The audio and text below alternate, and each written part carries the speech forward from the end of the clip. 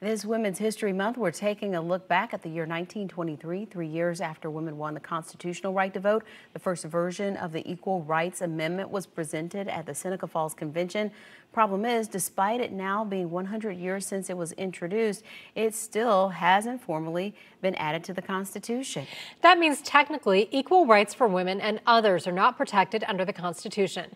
So I talked with the president and CEO of the ERA Coalition and Fund for Women's Equality, Zakiya Thomas, about the history of the amendment and their mission. So the ERA Coalition is an organization that's made up of over 280 partner organizations that represent a movement of movements. So we have organizations that are in our movement that represent women's issues, LGBTQ issues, the ERA, African American focus groups like the Urban League. And we represent over 8 million people across the country. And we all work together and come together because we understand the importance of having equality enshrined in our Constitution. And I think, I was doing some research before this, and I have to admit, I did not realize that the ERA was not already enshrined in the Constitution. I was talking to some other people in the newsroom, and they had the same reaction. Do you think a lot of people don't actually know about this? So you're in good company. About 73% of the country thinks that we already have the Equal Rights Amendment added into our Constitution. And that makes sense. We have a patchwork of laws that are designed to protect against sex discrimination. But the problem with a law or a piece of legislation is it can be rolled back, as we saw last year with a Supreme Court decision.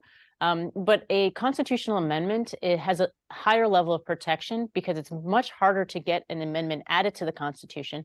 And so it's much harder to have it removed, which means it provides more protection against discrimination.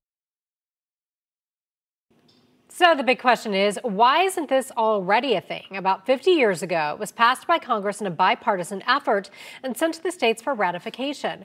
But all the states needed to ratify didn't happen until 2020, which was after the original deadline set by Congress. Since then, there have been a lot of legal battles, both for and against the certification of the ERA.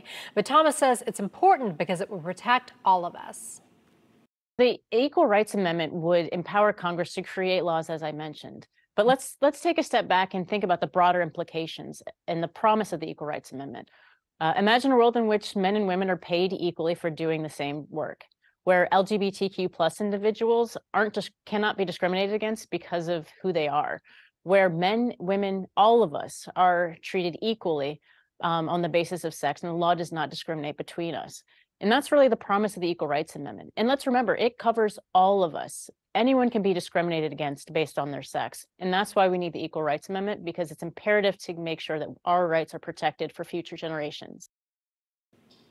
Of course, equality for women has made leaps and bounds in a lot of ways over these last 100 years since it was first introduced. We have high-powered jobs. We're essentially doing everything men are doing in most circumstances. So I asked Thomas why having the ERA in the Constitution specifically mattered when we already have made so many advancements. So in the Supreme Court decision last year, we saw that not only are women's rights being under attack and at risk of being rolled back, there are other rights that are on the table as well. And so we need to have an Equal Rights Amendment so that we don't go backwards. So we're not back in working from a constitution from a perspective that was written in the 1860s or even before in our founding.